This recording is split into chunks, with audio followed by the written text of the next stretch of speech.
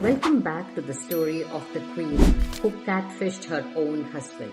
In part 1, Damayanti set up a fake wedding to test if an ugly servant was actually her missing husband, King Nala. Welcome to part 2 of Damayanti's story series of mythology made psychology. It's the reveal, the redemption and the return of power. When we paused in part 1, Bahuka stood trembling in the royal court and Damayanti's question still hung in the air. What kind of a man abandons a devoted wife alone in the forest? There was silence, but this was never just a marriage conflict. This was trauma meeting shame. This was identity under collapse. When Nala had abandoned Damayanti, he wasn't merely a coward fleeing responsibility. He was under the influence of Kali, the dark force that had entered him during the fatal dice game.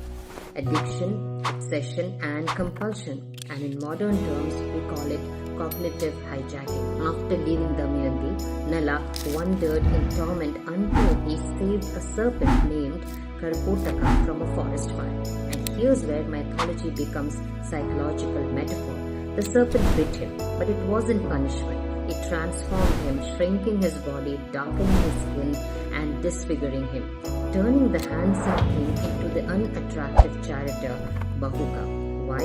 To protect him. The venom burned out Kali's control slowly and concealed Nala's identity until the right time. Sometimes transformation looks like destruction.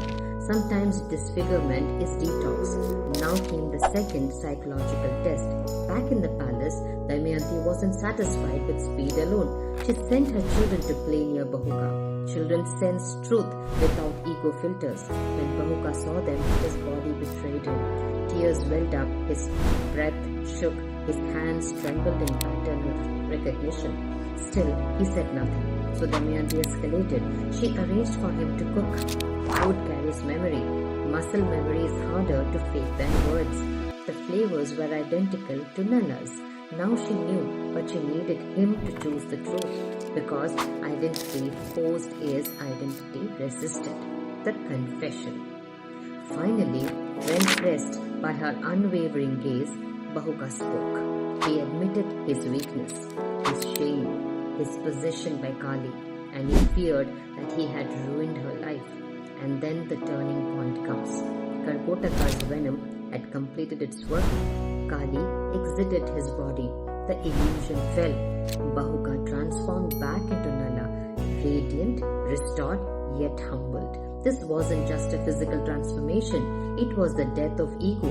But the story doesn't end with reunion. Most people think the happy ending is the embrace. It wasn't, because Nala still had no kingdom and trauma unresolved repeats patterns. Here's the final masterstroke. While driving King Rituparna's chariot at impossible speed, Nala had secretly learned the mathematical signs of dice from him. Probability, calculation and pattern recognition, the very skill that had destroyed him. He now mastered it consciously. He returned to challenge his brother Pushkara again, but this time he wasn't emotionally reactive. He was regulated, strategic and self-aware, and he won back his kingdom, not through luck, through integration. The deeper psychological truth here is that Damayanti didn't rescue Nala. She created the conditions for accountability. Because she didn't change, she didn't collapse.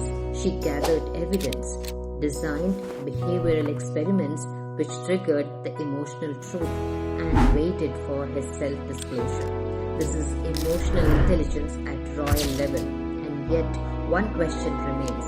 Kali left Nala's body, but Kali never dies. It waits for insecurity, for ego wounds, for unprocessed shame. And here's the real cliffhanger.